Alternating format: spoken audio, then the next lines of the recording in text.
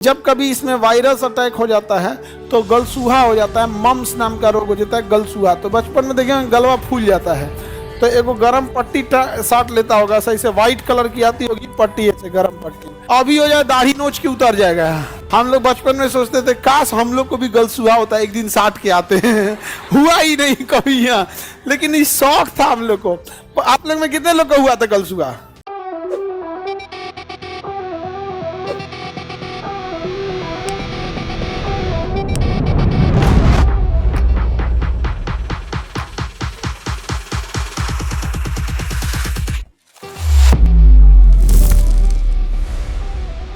ये लार ग्रंथियां हम लोग में तीन जोड़ी होती है, तीन ही साइड। एक का नाम होता है पैरोटीड, सबसे बड़ी लार ग्रंथि पैरोटीड, सबसे बड़ी लार ग्रंथि पैरोटीड लार ग्रंथि होती है। जब कभी इसमें वायरस अटैक हो जाता है तो गलसूहा हो जाता है, मम्स नाम का रोग हो जाता है गलसूहा। तो बचपन में देखिए गलवा फूल जाता है तो एगो गरम पट्टी साट लेता होगा, सही से व्हाइट कलर की आती होगी पट्टी, ऐसे गरम पट्टी, ऐसे ऐसे होल रहता होगा। छोटा बच्चा सबको स्कूल में अक्सर होता है, देखिएगा गरम पट्टी साट के आएगा गलसूहा हो जाएगा। तो यहाँ पे ये लार ग्रंथि, यहाँ एगो स्टिकर इधर साट जाएगा। ठीक हो सोचा बचपने में हो सब, अभी हो जाए दाढ़ी नोच के उतर जाएगा।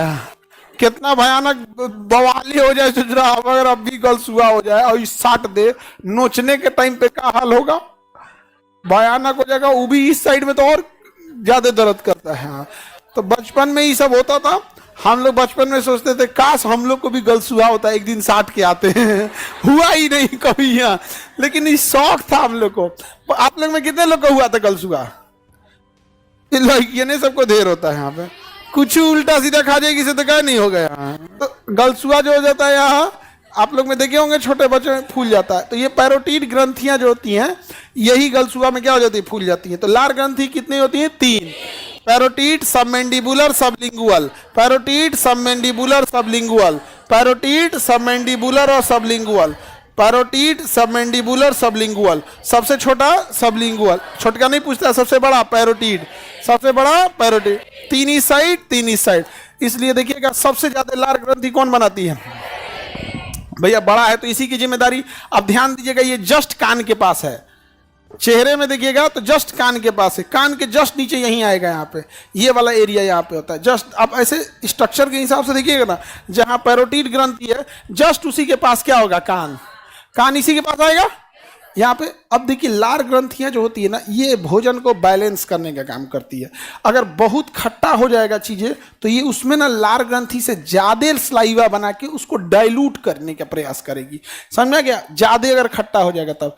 इसलिए देखिएगा ना, अगर इमली उमली खाइएगा एक के बार में एकदम ढाम से तो कानवा के पास बना आ जाएगा एकदम यहाँ पे, क्योंकि ये पैरोटीड लार ग्रंथि जरूरत से ज्यादा क्या बना देगी, लार ग्रंथि बना देगी यहाँ पे। समझा गया?